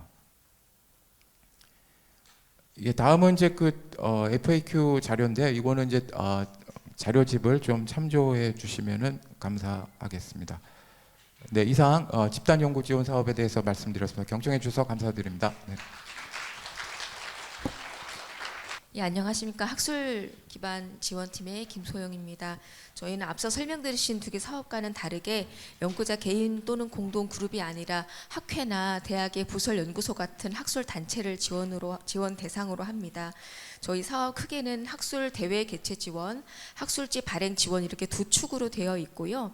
예산이 좀 B&D로 구분이 되어 있는 특성이 있습니다만 적용 법령은 다른 사업들과 동일하게 학술진흥법 적용을 받고요. 인문사회 분야 학술연구지원 관리 운영 가이드라인도 역시 준수하여야 합니다. 사업비 지원 항목은 직접비 중에서도 간접비는 없고요. 직접비 중에서도 연구활동비 중에서도 화면에 보시는 세 세목 4개에 한정되어 있는데요. 외부 전문기술 활용비, 회의비, 그다음에 소프트웨어 활용비와 그 밖의 비용 이 4개 비용만 지원을 합니다. 그리고 이 사업은 인문사회 분야의 학술연구지원사업 공동과제수 제한인 이책 30 규정의 적용을 받지 않습니다. 26년도 지원 규모는 두 개 사업 다 합해서 26억 원 가량이 지원이 될 거고요. 학술대회 개최하는 데는 약 8억여 원이, 그다음에 학술지 발행 지원하는 데는 한 18억여 원을 지원을 합니다. 저희가 각 사업 세부 내용별로 말씀드리겠습니다. 이 두 개 사업 아직 다 공고는 안 되어 있고요. 학술대회 지원 사업은 이제 2월 초에 공고를 지금 준비하고 있습니다. 지원 대상은 KCI 우수 등재지나 등재 학술지를 발행하는 학술단체로 제한이 되어 있고요. 지원 분야는 인문사회 분야로 제한이 되어 있습니다. 간혹 요새는 이제 융합 연구가 많으신데 그 KCI 학술지 등록 기준에 지금 화면에 보시는 인문학, 서예과학, 예술체육, 복합학 이 4개 분야만 해당이 되고 다른 분야로 설정이 돼 있으면 지원 대상이 되지 않습니다. 그래서 요 본인 학술지 그 분야를 설정하시는데 주의해 주시길 바라고요. 지원 한도와 기준을 말씀드리면 3개 유형이 있습니다. 국내 대회는 맥시멈 2천만 원, 국제 대회 1유형은 3천만 원 이내, 국제 대회 2유형은 1억 원 이내입니다. 지원 기준이 있는데요. 해외 참가국이 있다고 해서 다 국제로 신청하셔야 되는 것은 아닙니다. 국제대회 1유형은 참가 국가는 5국 이상이 되어야 되고 국외학자 10인 이상의 논문 발표가 있어야 됩니다. 이 논문 발표에서는 포스터 발표나 키노트 스피치는 해당되지 않고요. 현장 사례 발표 등도 해당되지 않습니다. 그 논문 발표에만 한정되고 있습니다. 그래서 이 기준이 안 맞는다면 국내 유형으로 신청하셔도 됩니다. 그리고 국제 2유형은 참가국 20개국 이상, 국외학자 200인 이상 논문 발표를 하는 좀 더 큰 규모의 국제대회를 의미합니다. 참고로 참가국의 한국도 포함해서 카운팅하고 있고요. 국외학자 기준은 국적과 상관없이 학술대회 개최 시점에 국외 기관에 소속된 연구자이면 괜찮습니다. 단 단기 방문으로 그 비지팅 스칼라는 해당되지는 않습니다. 이 기준을 만족하지 못해서 요건에서 탈락되시는 학회들이 많으시니까요. 좀 한 번 더 살펴봐 주시면 좋겠습니다. 지원 기간은 1년이라서 그 올해 5월부터 내년 4월 말 사이에 개최되는 학술대회가 지원 대상이고요. 지원 규모는 향후에 신청하시는 수요에 따라 좀 달라질 수 있겠지만 약 50건 정도 선정할 예정입니다. 제한 사항은 3개 유형 중에 하나만 선택하셔서 신청하셔야 되는 제한이 있습니다. 다음으로는 학술지 발행 지원입니다. 이것은 조금 더 늦게 6월쯤에 공고를 할 예정입니다. 지원 대상은 살짝 다른 것이 국내 학술지 일반은 앞서 말씀드린 학술대회와 마찬가지로 우수등재지나 등재지를 발행하는 학회가 대상이 되지만 신생 소외 분야는 미등재 발행하는 학술지도 괜찮습니다. 다만 미등재라 할지라도 최근 3년 동안 연 1회 이상의 학술지 발행 실적이 있는 미등재 학술지에 한정됩니다. 지원 분야는 동일합니다. 이번에 지원 한도는요. 그 최소 신청액은 300만 원 이상 신청을 하셔야 되고 맥시멈 1,500만 원 이내로 지원을 해드립니다. 지원 기간은 올해 10월부터 시작해서 1년 동안 지원을 하고 있습니다. 지원 규모는 국내 학술지 일반에는 약 193개, 그다음에 신생 소외 분야는 약 22개 정도 지원 예상을 하고 있습니다. 마찬가지로 2개 유형에 하나에만 신청하실 수가 있습니다. FAQ 여쭈시는 내용 중에 대답하시는 것 중심으로 짧게 말씀드리겠습니다. 연구 책임자는 학회장만 되느냐, 간사나 사무국장이나 편집위원장 안 되느냐 하시는데 안 됩니다. 학회장만 되고 부설연구소는 부설연구소장만 됩니다. 요건에 해당되지 않으면 탈락 사유가 될 수 있으니 주의해 주시기 바라고요. 학회장 임기가 만료됐으면 신청을 했는데 과제 개시하기 전에 학회장이 변경되는 경우에는 일단은 나중에 선정되시면 협약을 체결을 하시고 바로 학회장 연구 책임자 변경 절차를 통해서 바꾸시면 됩니다. 과제 선정되신 이후에 협약 체결하기 전에 신청 당시 정보는 변경할 수가 없기 때문에 그렇습니다. 그리고 과제 신청하실 때 학술단체 임원진 명단을 꼭 입력하셔야 됩니다. 이 목적은 선정평가 과정에 각 학술지의 임원분들이 평가 과정에 참여하시는 것을 방지하기 위함입니다. 규모가 큰 학회들은 임원진 명단 한 200분 이상, 300분 이상 되는 학회들도 많아서 좀 번거로워 하시는데요. 그래도 꼭 잊지 마시고 입력을 해주시고 반드시 국가연구자번호를 통해서 동명이인이 있기 때문에 입력해 주시기를 바랍니다. 다음으로 사업비 사용 규정이 대학의 부설연구소들은 산당 규정 적용하시면 되는데 학회들은 자체 규정이 반드시 있어야 됩니다. 가령 전문가 활용비 발표 수당이나 아니면 이렇게 논문 투구료나 심사료 하실 때 그 기준 어떻게 하는지 자체적으로 세우시면 되고요. 나중에 선정되시면 통합미재발에 그 규정을 등록해야 됩니다. 규정의 이름은 어떤 이름이어든 상관은 없고 이런 규정 그 항목들만 명시가 잘 되어 있으면 괜찮습니다. 그리고 계획서에 신청하신 금액 나중에 수요에 따라서 병행하실 수 있으니까요. 역시 신청하실 때 참고하시기 바랍니다. 이상입니다. 네, 안녕하십니까. 저희 한국연구재단 인문사회 분야 학술연구 지원 사업 평가 제도에 관해서 전반적으로 제가 세계 학문단을 대표까지는 아니고 통합해서 제가 한 번에 설명을 드리겠습니다. 먼저 크게 세 가지로 구성되어 있습니다. 평가 개요가 있고요. 제도 운영 방법이 있고 절차 이렇게 나눠져 있습니다. 네, 저희 그 학술연구 지원 사업 모든 평가는 학술진흥법과 그 이하의 그 시행령을 따라서 그 근거로 해서 진행을 하고 있습니다. 이게 뭐 평가 과제 지원이라는 게 그냥 뭐 적당히 해서 될 일이 아니기 때문에 매우 엄격한 기준으로 운영이 되고 있다. 이해를 부탁드리겠습니다. 혹시 이 중에서 그 학교에서 과제 관리하시는 선생님들 계시면 한 가지 말씀드릴 게 이공계 사업 관리는 국가연구개발 혁신법에 근거해서 관리를 하고 계실 텐데 저희 이제 인문사회 분야 학술연구 지원 사업은 특히 이제 평가와 과제 관리 부분에 있어서는 학술진흥법을 근거로 하고 있다. 참고로 말씀드리겠습니다. 평가의 종류는 크게 카테고리로 나눠보면 여기 표에 나와 있는 대로 4가지로 구분됩니다.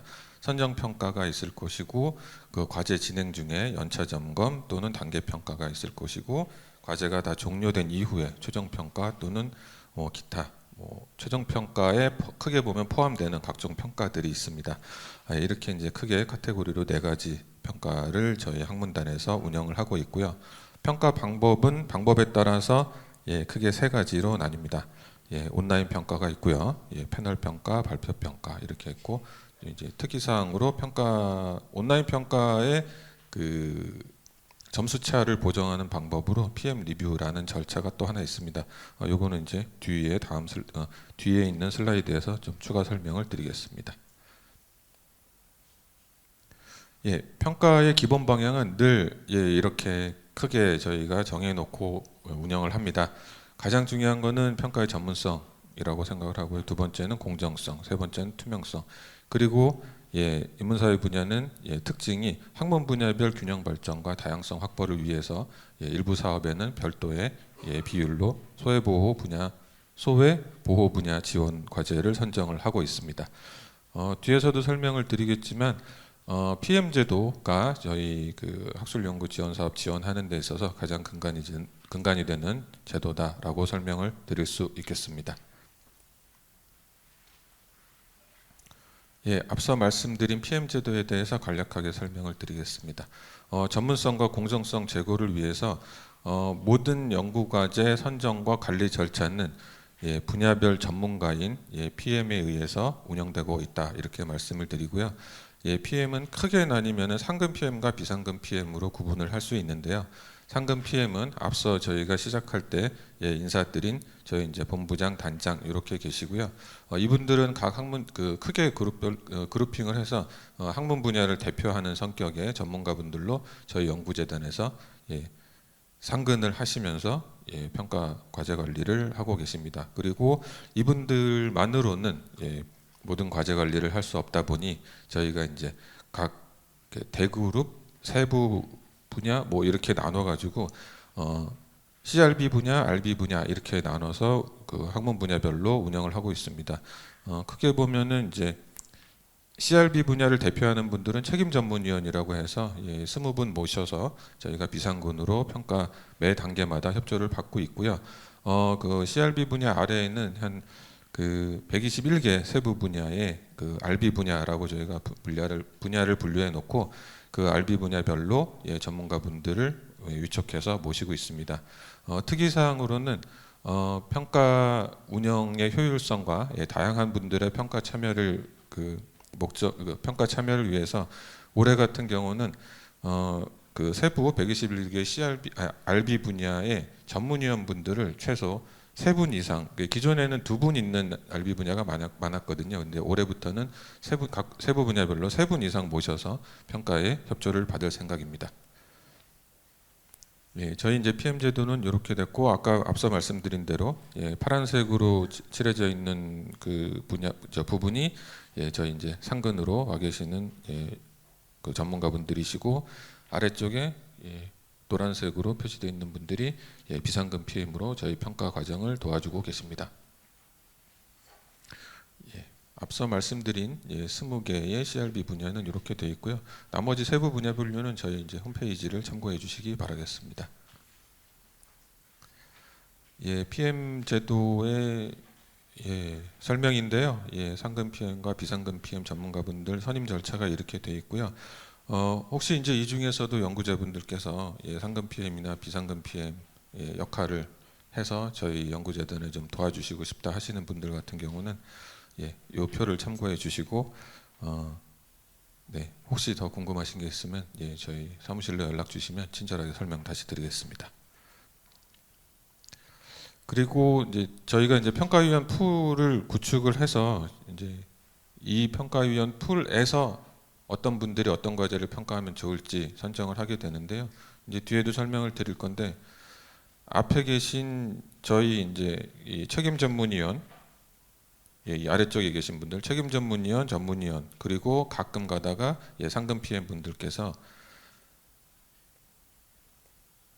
이 저희가 갖고 있는 이 수많은 전문가 풀 중에서 해당 사업의 특정 분야는 이런 분들이 평가하면 좋겠다라고 후보군을 1차를 구성을 하게 됩니다. 그러면은 그 후보군을 구성을 해주시면 그 중에서 또 랜덤하게 세 그룹으로 나눕니다. 그래서 이제 그 그룹 순서가 랜덤하게 어떨 때는 이제 A 그룹 먼저, B 그룹 먼저, C 그룹 먼저 이렇게 섭외가 진행되는 경우도 있고요. 어떨 때는 뭐 B, A, C 이렇게 섭외를 하는 경우도 있고, 요거는 이제 그 최대한 공정하게 평가위원을 모시기 위한 그 방법 중에 하나다라고 말씀을 드리고요. 평가위원으로 하시고 싶은, 그러니까 평가위원으로 저희 그 도와주시고 싶은 분들 같은 경우는 앞서 저희 이제 총괄실장이 설명을 하실 때 KRI라는 시스템을 설명을 하셨는데요. 기본적으로 저희 평가위원을 추천하고 평가위원 풀에 구성을 하는 것도 KRI 시스템 정보를 기반으로 하고 있습니다.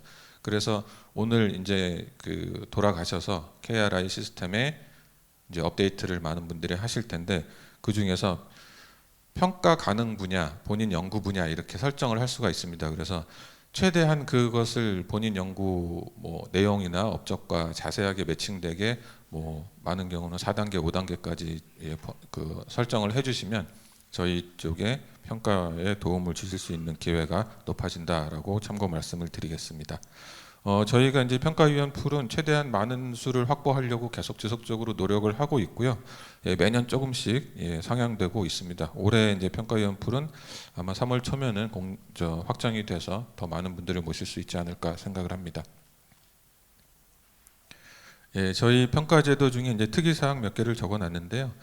배제 심사자 제도가 있습니다. 이거는 이제 과제를 신청하시면서 그 학계에 전문가분들이 평가를 해주실 텐데 특정인들 몇 분은 내 과제를 평가 안 했으면 좋겠다라고 저희한테 먼저 알려주실 수 있는 제도고요.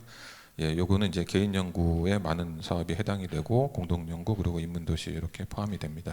그리고 또 특이사항 중에 하나는 상관관계 제도가 있습니다.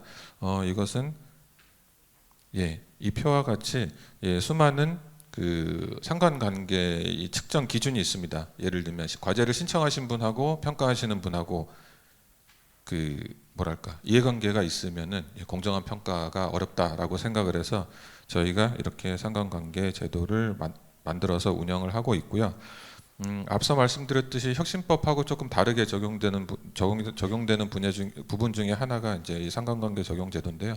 혁신법은 조금 더 이제 좀 완화해서 상관도가 있다라고 해도 평가에 참여할 수 있게 되어 있는데 저희 이제 인문사회 분야 학술연구지원 사업 같은 경우는 여전히 조금 더 까다롭게 보고 있다 이렇게 말씀드릴 수 있겠습니다. 그리고 또 평가 관련 제도 중에 최대한 공정성을 유지하기 위해서 평가 모니터링단을 운영을 하고 있는데요. 요거는 최소 저희 이제 학문단에서 최소 이제 뭐 반기별로 한 번 정도는 저희 감사실 주관으로 평가 모니터링을 받게 되어 있습니다. 그래서 이것도 저희 감사실도 저희 직원들이기 때문에 혹시 봐주는 거 아니냐라는 오해를 살 수 있어서 이 평가 모니터링단은 외부인으로 구성되어 있습니다. 그래서 외부인 중에 자원해서 신청하시는 분들께서 저희 평가를 직접 참관하시고 평가가 공정하고 절차에 맞게 제대로 운영되었다라고 판정을 해주시는 제도입니다. 그래서 저희는 공정성을 위해서 최대한 노력을 하고 있다 말씀을 드리겠습니다. 평가 절차를 설명을 드릴 건데요. 여기에 보면은 이제 숫자가 오른쪽에 써 있죠. 크게 보면 이제 10단계로 여러분들이 과제를 신청하시는 순간부터 과제를 신청하시는 이후부터 10단계 과정을 거쳐서 발표가 되게 됩니다. 그래서 가장 저희가 많이 듣는 이제 질문 중에 하나가 왜 이렇게 오래 걸리냐인데 이 10단계를 다 보통 3달 아니면 4달 안에 다 해야 됩니다. 그래서 열심히 하고 있다는 점 성에는 안 차시겠지만 조금 이해를 부탁드리겠습니다. 먼저 이제 과제를 신청하시면 사업팀에서 요건 검토를 1차적으로 합니다. 그리고 저희 이제 학문단에서는 평가 계획을 수립을 해서 저희한테 이제 요청이 오는 과제에 대해서 평가 계획을 수립을 해서 저희는 또 이제 교육부와 평가를 어떻게 할지 협의를 하게 됩니다. 그게 이제 저희 이제 평가의 첫 번째 단계고요. 그리고 앞서 말씀드린 CRB 분들께서 들어오는 과제가 매년 다르기 때문에 매년 다르게 분야를 구성을 해야 됩니다. 그래서 이제 CRB 분들이 패널 구성하는 것을 도와주시고 이 패널이 구성이 됐으면 그 세부 과제별로 어떤 분들이 평가를 하는 게 좋을지를 RB 분들께서 앞서 말씀드린 평가자 DB에서 골라서 저희한테 알려주십니다. 그러면 이제 CRB 또는 저희 이제 상금 PM께서 섭외 우선순위를 지정을 해서 어떤 분들을 모실지 결정을 하게 됩니다. 그래서 이제 그분들이 모여서 7번 전공평가를 하게 됩니다. 사실 이제 전공평가가 가장 체감상 익숙한 평가 절차 중에 하나라고 생각을 하고요. 전공평가가 뭐 어쩔 때는 큰 사업 같은 경우는 뭐 일주일 내내 진행되는 경우도 있고 보통 이제 그 패널 평가 같은 경우는 저희 목표는 하루에 끝내는 거를 목표로 하고 있습니다. 다만 이제 사업이 많다 보니까 한 3-4개월 동안은 계속 비슷한 평가가 이루어지기 때문에 저희 이제 평가 진행 과정을 질문을 주시는데 저희가 신속하게 답변이나 뭐 응대를 못할 수도 있다는 점 양해를 부탁드리겠습니다. 그리고 저희가 이제 전공 평가한 결과를 사업부서에다가 넘겨드리면 사업부서에서는 교육부와 같이 종합평가를 진행을 하고 예비선정 공고를 하고 이 예비선정 공고를 보고 혹시나 이의 제기를 하실 수 있습니다. 그리고 이제 표절이나 중복 그 신고도 하실 수 있고, 그러면은 저희 쪽으로 다시 또 이 9번과 10번 사이에 또 그런 그 해당되는 신청서에 대해서는 저희가 또 앞에 단계로 돌아가서 전문가분들을 모시고 다시 한번 검토를 하게 됩니다. 그렇게 해서 10번까지 최종 선정에 이른다라고 이해를 해주시면 되겠습니다. 네, 앞서 저희 평가제도 중에 PM제도라고 이제 특이사항이라고 말씀드렸는데, 요거는 온라인 평가를 하는 경우에 한정해서 온라인 평가를 하게 되면 그 평가위원분들께서 대면을 못 하시기 때문에 편차가 생길 수가 있습니다. 근데 어느 정도 편차는 당연히 있을 수 있다라고 판단을 하는데, 한 과제에 대해서 30점 이상 차이 나게 주는 경우가 있으면 이것은 평가를 하시는 분들이 누군가는 잘못 판단을 하신 거다라고 저희는 이제 인지를 하고 그 점수 차이를 조정하기 위해서 저희 이제 상근 PM 중심으로 그 PM 리뷰를 거쳐서 점수를 보정을 하게 됩니다. 단 이제 이것도 혹시 오해의 소지가 있을까 말씀을 드리는데, 이 점수를 이제 기존에 받으신 점수의 레인지 안에서 조정을 하는 거지, 이 PM 리뷰가 들어간다고 해서 갑자기 막 점수가 막 확 그 기존에 받으신 점수 이상으로 높아지거나 이하로 떨어지지는 않는다 말씀을 드리겠습니다. 네, 그리고 이제 이의 신청도 많이 해주시는데요. 이의 신청 절차도 여기는 이제 한 가지 제가 이제 강조드리고 싶은 것 중에 하나가, 이의 신청하시는 분들은 전화를 많이 주시는데요. 이분들 같은 경우는 이제 평가 결과도 일단은 인정을 못 하시는 분들이 이의 신청을 하시는 거고요. 이 신청을 저희가 또 접수를 받아서 전문가분들이 다 검토를 해서 또 결과를 통보해 드리면 그것 또한 이제 받아들이시지 못하고, 연구재단 직원들이 맘대로 그 리젝트한 거 아니냐라고 이제 불만을 가지시는 분들이 계시는데요. 한 가지 이제 강조해서 말씀드리는 건, 이 또한 여러분들과 동일한 학계의 전문가분들께서 검토를 해서 회신을 드린다라고 이해를 부탁드리겠습니다. 여기까지 저희 이제 평가 제도에 대해서 설명을 드렸고요. 긴 시간 동안 저희 설명 드려주셔서 감사드리고요. 요거 이제 Q&A 안내는 총괄팀장님께서 해주시겠습니다. 감사합니다.